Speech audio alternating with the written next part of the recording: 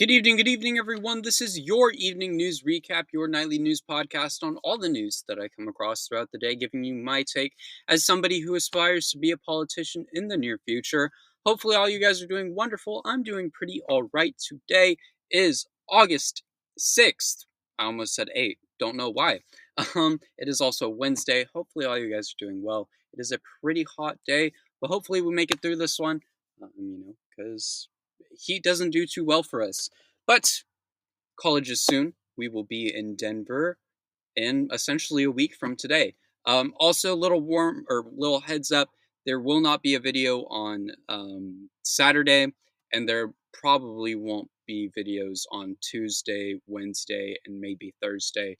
Not too sure about that one yet, but we'll see. But yeah, with that being said, let's get right into the news from today. Moving on into the highlight of our day segment, I wanted to, change it up and do something a little different rather than, opening up with the Trump administration every time. So I was thinking maybe we'll start doing a highlight of the day, if you will. The first topic being parts of the Constitution were removed from the Library of Congress website. Several sections of Article 1 in the U.S. Constitution were removed from an official U.S. government website. These changes were made last month, as the last time the page shows the full original text was July 17th. Reddit threads identified this as part of a section that had Section 8 that had been removed, along with Sections 9 and 10 being removed altogether. These sections, of course, relate to the powers Congress does and does not have, as well as the limitations for states. The removal includes sections about habeas corpus and the powers that protect citizens from unlawful detention. The page has, as of now, been restored. There has been way too many coincidences recently for us not to call this out. Genuinely, these are, if I'm not mistaken, also Trump's least favorite parts of the Constitution. I believe he has said that himself on multiple occasions. Just as they want to remove people from our society, they want to remove the Constitution from existence in any way they can, which shouldn't be allowed. The Constitution is a sacred document that should be followed, especially by the Trump administration, the administration that is actively going against that document, which needs to change. Moving on into the Trump administration segments, we have one topic today as J.D. Vance has gone on vacation once again, this time having the Ohio River water level raised for a boating vacation for his family. J.D. Vance's teams and the Army Corps engineers in Louisville, Ohio, had changed the outflow of the lakes to accommodate the vice president's boat trip on another family holiday. The request was made by the U.S. Secret Service to support safe navigation. Vance was there on August 2nd for his 41st birthday, according to a social media post. I love that JD Vance only goes on vacations now after MAGA shit on Kamala Harris for doing nothing during her time in office. It's, hilarious. It really is. Yep. All Vance does is go on vacation with his family around the world. He genuinely just goes on trips. I mean, I'm sure maybe he does some, foreign discussion within there. But outside of that, what is the man doing? He just goes on vacation. He really does. We have a president who golfs and a vice president who only goes on family trips. Makes you wonder who's running the actual country, doesn't it? Really does. Moving on into our Trump and Epstein segments, we have one topic as Maxwell told the Department of Justice nothing bad about Trump. During the 9-hour session with Deputy Attorney General Todd Blanche, Ghislaine Maxwell said nothing that would harm Trump, telling Blanche that Trump had never done anything in her presidency that would have caused concern. The Trump administration is also currently reportedly considering a public release of the transcripts from the meeting to prove that.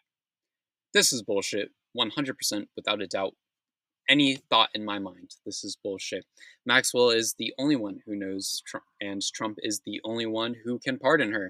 I mean, Trump is going to make an attempt at pardoning her. We all know that at this point. It's really just a matter of time, genuinely. As soon as it happens, I want everyone to know Trump is in those files, without a doubt. And we must not let him forget it, that if he releases those files and he's not in them, they're probably fake. Moving on into our ICE segment today, we have two topics. The first one being the Department of Homeland Security has removed the age limit of ICE recruits. The Department of Homeland Security has announced that it is removing the age limit for new hires at the agency. The department said in their news release that it was doing so even more patriots will qualify to join ICE. As we know, the agency has been pushing to hire more people. Before the announcement, applicants must have been at least 21 and no older than 37 or 40, depending on position. Now, the only requirement is for applicants to be at least 18 years old, according to Christine Nome. This is insane, and I guarantee you we are going to see some crazy old people who are attempting to be ICE agents. They have officially made it so all MAGAs can join the agency, and that's not surprising. I'm sure that is the goal, or was the goal, which will be a massive problem. I'm not excited for this. Genuinely, I am not. I am terrified. It's good to know that they struggled with young people so much that they had to resort to allowing older people to work. But like, this is terrifying. There are going to be some crazy motherfuckers who are going to go out there and become ICE agents, and they are going to attempt to arrest people who are American citizens just off the basis of the color of their skin. It is going to be genuinely fucking insane. In other insane news about ICE agents use Penske trucks, the yellow moving trucks. LA ICE agents are using Penske moving trucks as essentially Trojan horses to raid Home Depot. A video was posted on social media showing agents load into the truck at 6:40 a.m.